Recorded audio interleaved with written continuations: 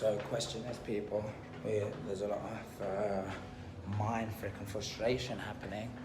So where does this come up for people in their life? Yeah, and where does it come up for you up in your life?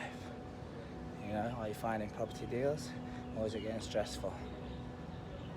Are you being able to raise finance, or is it stressful? Do you start telling yourself a story and take yourself out of the game? Like a lot of people are here, taking themselves out of the game because of the story.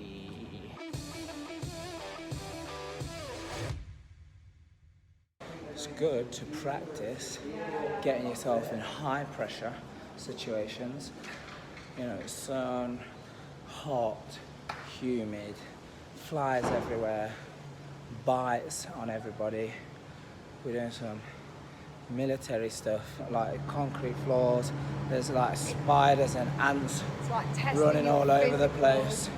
Even now, you see, causing mind frick, like this tension. Do you feel this tension, Trisha? Yeah. Between us?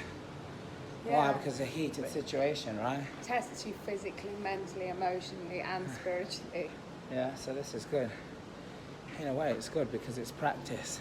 So then when you're faced with your day-to-day challenges or activities, so to say, then you're already more well-versed. So look, if you want to experience this, get yourself along to a real-life event, because all of our events are very experiential. Yeah, so we create experiences for you guys to have that practice of the real life situation. So you have the practice of the real life situation, then what happens is when you now know how you respond, you now know how you're going to react in those situations.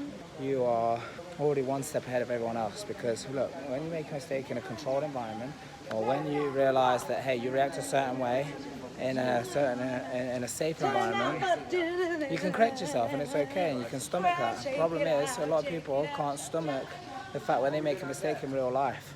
It's like my dad, he made a mistake not preparing himself for what may come up before his business went bust, and took him out, and he didn't want to attempt anything, he didn't want to do anything ever again.